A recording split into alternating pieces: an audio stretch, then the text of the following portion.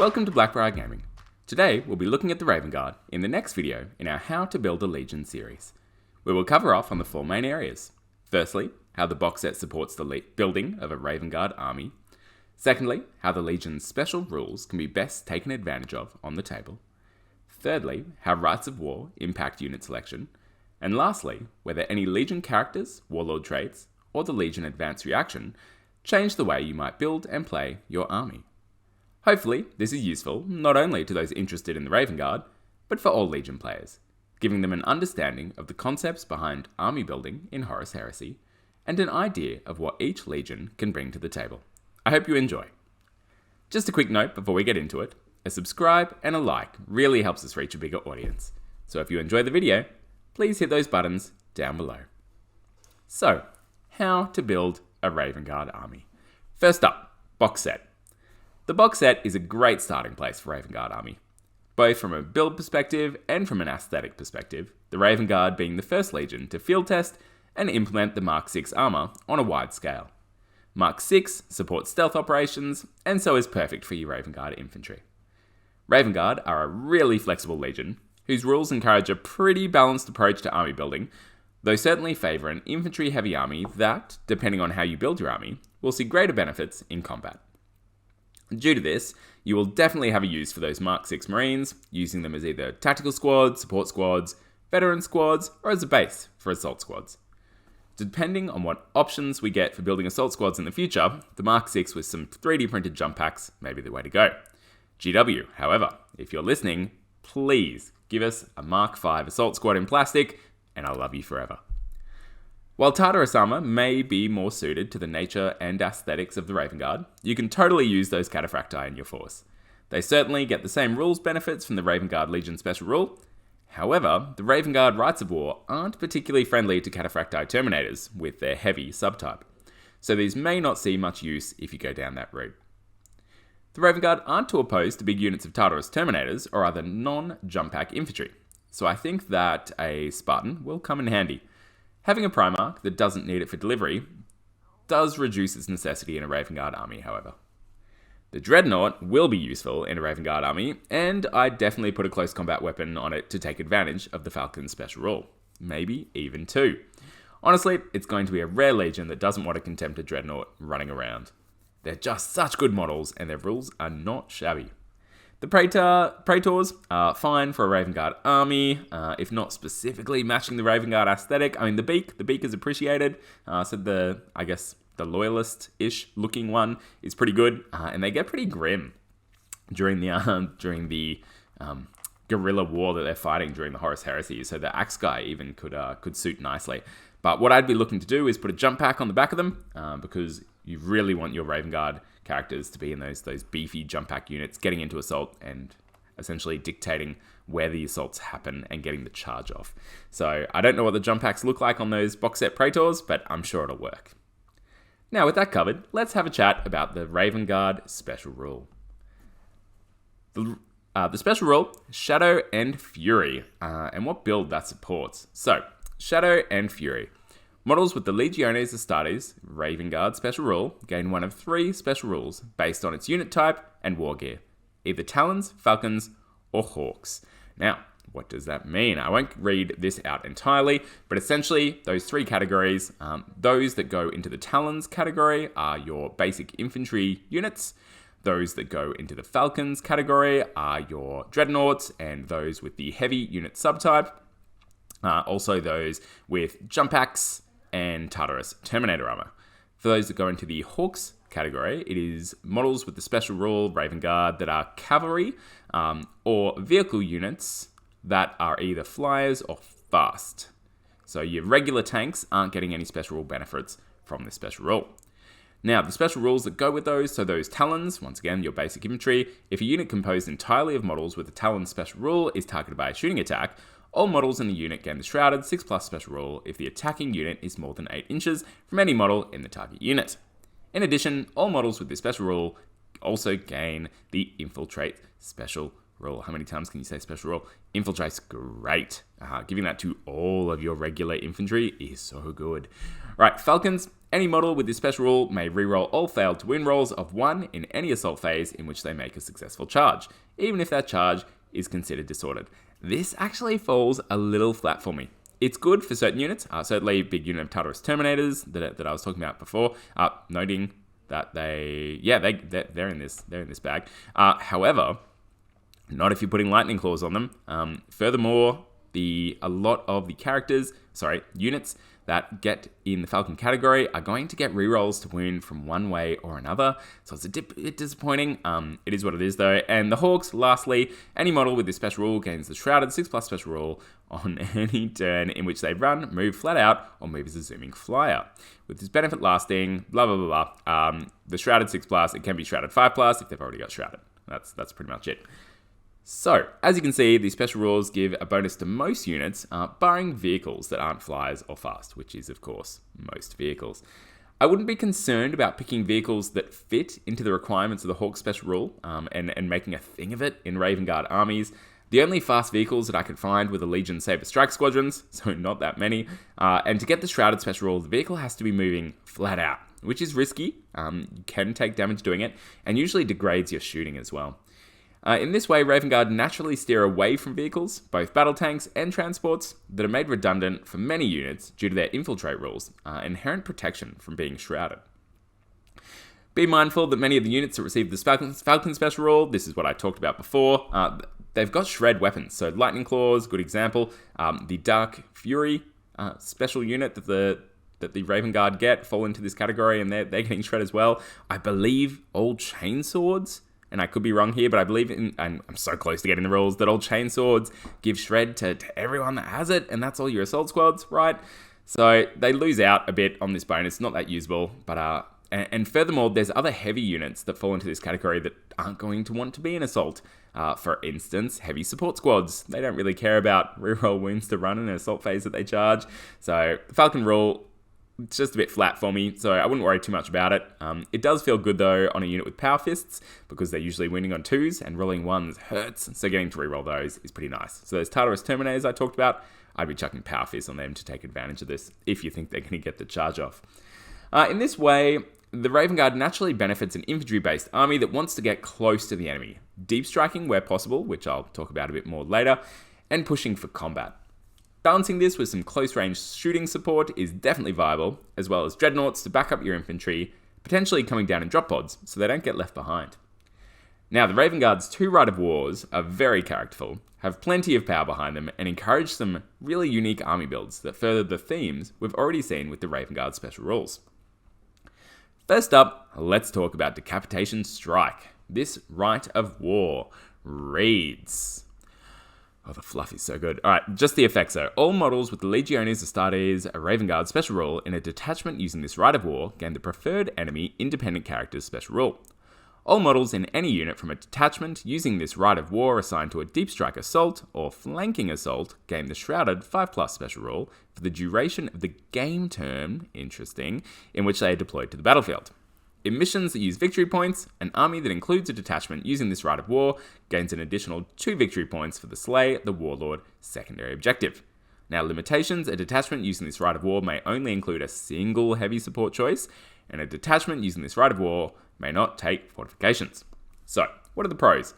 Preferred enemy independent characters is rerolls to hit against not only the independent characters themselves, giving your characters a nice bonus in their duels, but it also applies for the whole enemy unit that are accompanying that character that you're attacking, unless this changes in the final rules. Please don't hold me to that. This is really nice. So every squad that you assault that has a cheeky independent character of some description kicking around in it, and that will be common in Heresy, you're getting rerolls to hit against that entire unit, as well as any potential duel that occurs. Super spicy and really nice bonus to close combat there. The Shrouded 5+ for all deep striking units is really nice, though, and correct me if I've gotten this wrong, it seems you get a greater benefit out of it if you are the first player in a game turn, getting it both in your turn, that you deep strike, and then keeping it in your opponent's turn. If you're going second in a game, you only get it on your turn and not your opponent's. That seems unfortunate. I don't know if that's what they intended, but I guess Raven Guard, it's characterful for them to want to be going first, to have the initiative, so maybe that's why it's there. But I have seen it in other rules as well. It seems to be something that GW spread around, but fine, we can deal with that. So decent protection against reactions is really what we're looking at here when you're deep striking. So when you deep strike, an opponent can potentially get off 2 or maybe even 3 reactions against that deep striking unit if you're charging in with it, if you're within a certain range of them, etc.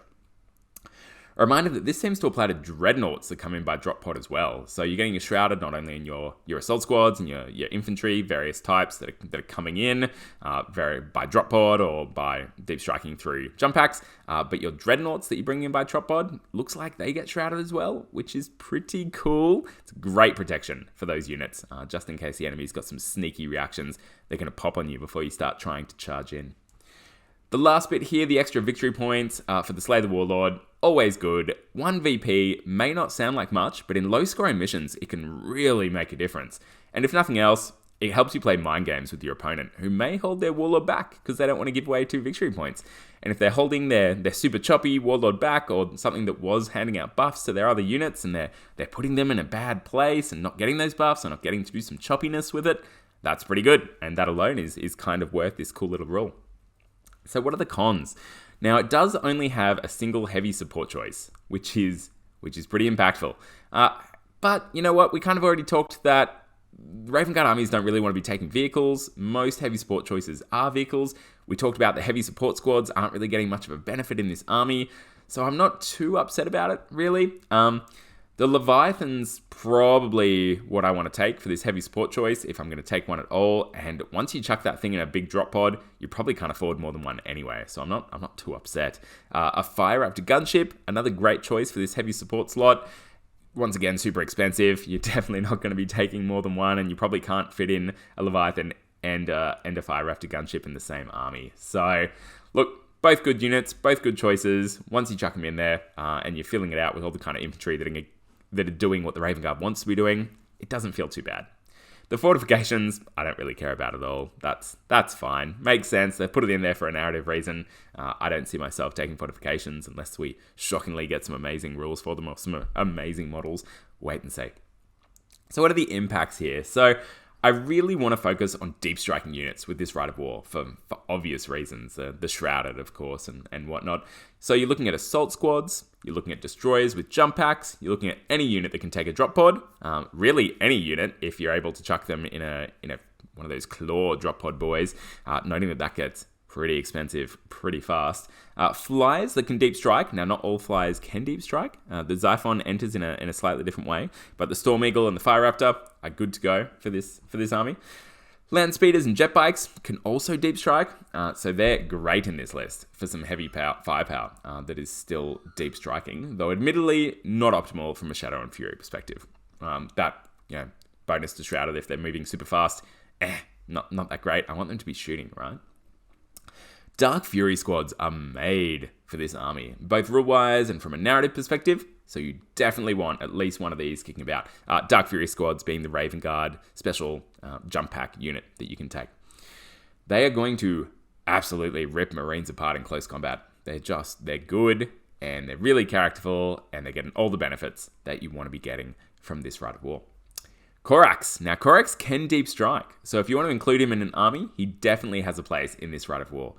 His ability to give infantry and cavalry the Crusader special rule also further buffs the close combat shenanigans of this army, and it's starting to get super powerful at this point. Now, saying that, I kind of want to include a Warlord who has the Hidden Hand Warlord trait instead, and I'll read that out when we get to the Warlord section. But I'm in two minds. Do you go Korax? I guess if you have the points. Depends what your army looks like, right? So Korax, great choice if that's the way you want to go. If you want to include some, Leviathans in there and you don't have the points for Korax anymore, one Leviathan, I should say, then maybe you grab this Hidden Hand Warlord trait, which we'll talk about later. Next, you can't go wrong with Korax, though, right? A deep striking Primarch, super scary, right in their face, noting you can now assault out of deep strike, super tough, and even tougher with that free Shrouded 5+ on the turn he comes down. Brutal. Love it. So, that's Decapitation Strike. Seems really powerful, really narratively driven, but the next Rite of War, Liberation Force, is pushing that narrative button up to 11. The dial. You push dials up to 11. Do you turn them? Who can say? Either way, Liberation Force looks really fun, really cool. I love the fluff behind it. Let's have a look. I'm going to read the flavor text out too, just because it's really nice, and it will situate people who don't quite know what the Raven Guard were up to post-Isfan. So, in the aftermath of the Dropsite Massacre, it was feared that Lord Korax, Primarch of the Raven Guard, had fallen, but in fact he had survived and led several thousand of his sons on a 98-day campaign of vengeance and survival before his force was extricated from Isstvan V. Having returned to the Legion's homeworld, Korax led the Raven Guard on a campaign to liberate the peoples of numerous worlds across the Southern Imperium, whose leaders had declared for the War Master. With each world freed from the yoke of treachery, another loyalist army was raised, and the scales of justice tipped but a fraction back in favour of terror. So this is all about the guerrilla campaign that the Raven Guard were carrying on with during the Horus Heresy, helping worlds liberate themselves with lots of armies of non-post-humans, and essentially just building these insurgent forces to carry out this insurgent war across the south of the Imperium. So really cool. So what are the effects? Once per battle, at the start of any game turn, the controlling player may choose to have all models with the Legiones Astartes, Raven Guard special rule, in a detachment using this Rite of War, gain the Stubborn special rule for the duration of that game turn. There's that game turn piece again. All models from an allied detachment that is part of an army whose primary detachment is using this Rite of War gain the Stubborn special rule.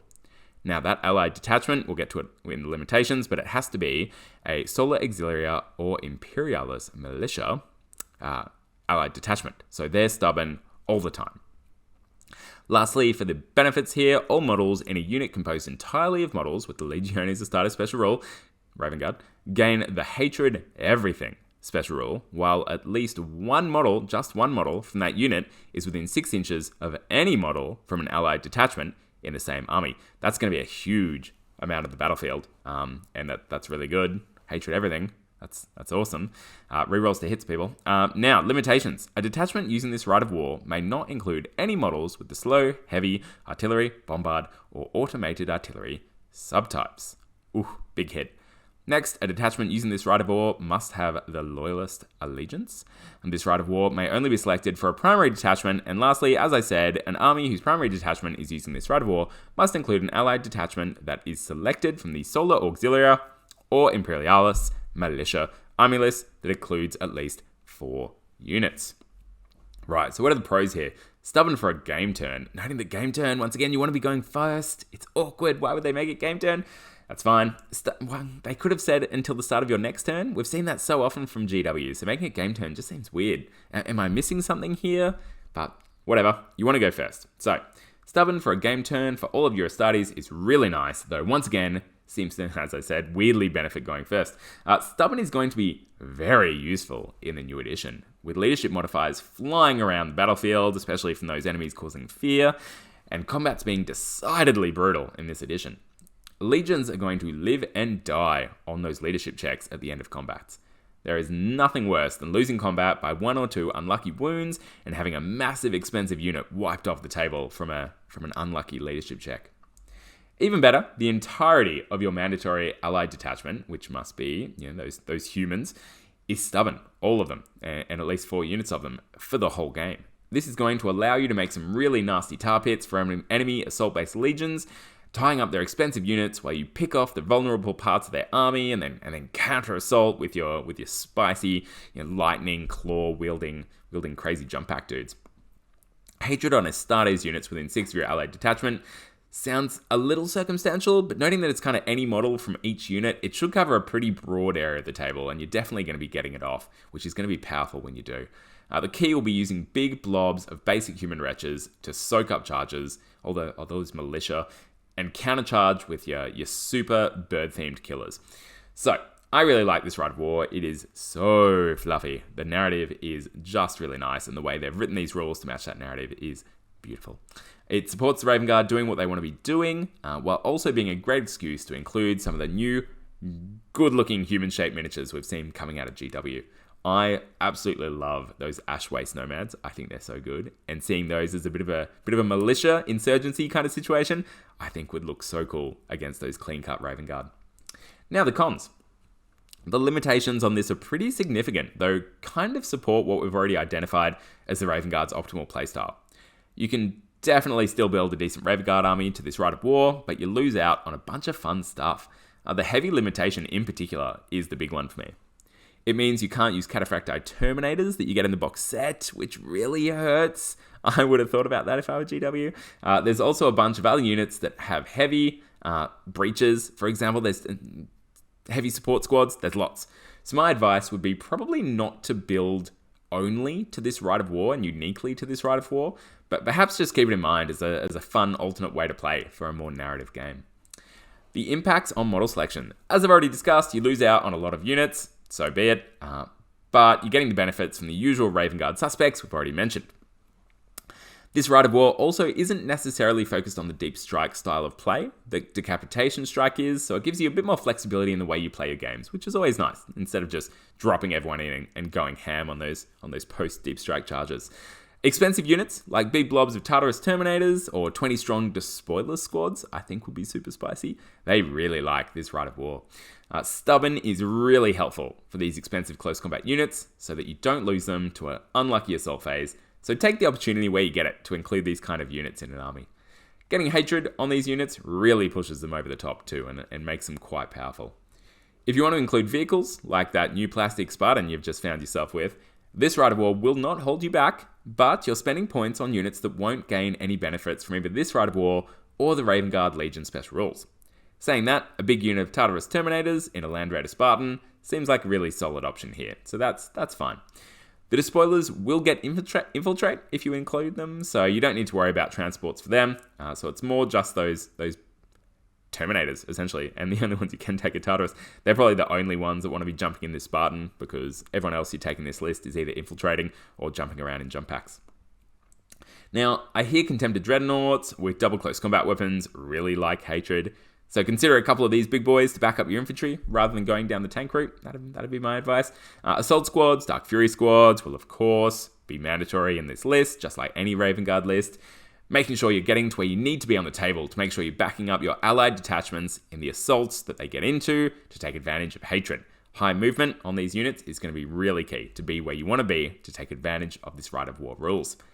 Your allied detachment wants to be, as I said, big blobs of infantry with the best leadership you can give them, maybe some independent characters to beef up that leadership in each unit. Nothing fancy, you can insert some great cheap shooting units here or there. Noting that the big blobs, their weapons aren't that impressive. I'll talk about that in a sec. Now, against a more defensive opponent, this army still kind of packs a punch. I'd prefer to play it against an assaulting opponent where your big blobs of infantry are soaking up those charges. But you know what? Your Raven Guard units can infiltrate, they can deep strike still, so even against a defensive army, you can still get close and into your opponent's lines quickly, while your allied detachment then sits back, holds objectives, and soaks up, no doubt, the bulk firepower coming towards them. Now, unfortunately, Mordathan, we haven't mentioned them yet. This is the other Raven Guard Special Legion unit. They're really nice and they're really cool, but they're focused on either long range or short range shooting. So, and they don't have a particular place in this Rite of War from a benefits perspective. Look, I'd still include a cheeky unit, however, it matches the narrative, and they still pack a punch in assault if they find themselves in one, if they really need to, right? I'd load them up with melter guns and melter bombs, as your army is generally going to be lacking that heavy firepower. Certainly you won't be getting that probably from your allied detachment, depending on what units you take. And the rest of your army is quite focused on chopping up infantry. So Mordathan, if you're going to take them, go the anti-tank route with them. And on that note, a unit that does it slightly better perhaps, a tactical support squad with melter guns, I think is a must-take in this list. It's infiltrating, so it's getting close to tanks right from the start of the game, and in the right spot too, once you know where those tanks are deployed. Which is great, it's really nice. And it means you don't have to invest in a drop pod or vulnerable rhino to chuck them in either. So infiltrating, tactical support squads with melter guns seem really spicy to me, and I'd be chucking them in this list. Now, both of these Rites of War are full of narrative, but generally both lean towards an infantry-based and close combat-focused build, which is fitting for a post-Isvan 5 Raven Guard, so I get it, but they're a bit samey-samey. If you're looking to represent a Raven Guard army closer to the Crusade-era Legion, going with the core Rites of War is probably your best choice, rather than one of these. Now, when it comes to the Raven Guard Warlord traits, only the hidden hand really impacts the way you might want to play an army. Now that reads, while the Warlord with this trait is in reserves, the controlling player may choose to reroll all failed reserves rolls and when deployed to the battlefield, the Warlord and all models in any unit he has joined gain the Fleet Special Rule. That Fleet Special Rule adds to your movement, including your charges, I believe. So that's really nice coming down from Deep Strike, getting a bonus to your charge. Now, in addition, an army whose Warlord has this trait may make an additional reaction during the opposing player's movement phase, as long as the Warlord has not been removed as a casualty. So this is really nice. While he's sitting in reserves, it means your units coming in by Deep Strike and by flanking, whatever it's doing, they're getting the bonuses to re-roll the failed rolls, which is big. It's really big, and it means you're going to be getting things when you want them and early in the game as well, which is really important to make sure your allied detachment that's sitting around isn't just getting hammered. So this one, the hidden hand, as I was saying, not allied detachment, rewind. You really want this in the decapitation strike Rite of War, if you're taking it. Either a guy with this or Corax. It's a tough choice, but the benefit this gives to your deep striking coming in when you need it to, and to a single unit getting that charge off much more likely from the deep strike, is really nice. So keep that in mind. It's a toss-up. Essentially, I'd prefer Corax because Primarchs are cool, but if you don't have the points, this is the way to go. Now, without any other characters besides their Primarch making it to 2nd edition, there's not much to talk about in that space. What I'm really hoping to see in the future is some characterful Raven Guard units coming down the pipeline. In particular, I want to see Bran and his Raptors and the kind of army that creates. I want to see a unit designed for the Raptors. I want to see an army full of them. It's going to be so cool, and they're going to have some sick rules. You heard it here first. It's definitely coming. Can't back that up with any actual facts, but that's going to be wicked. And when we see Bran, that character will no doubt have his own army style. But at the moment, the Rites of War are what are predominantly focusing on how you build your Raven Guard army. And that brings us to the end of our Legion build for Raven Guard. Thank you so much for watching. Let me know in the comments how you are planning to build your Raven Guard army.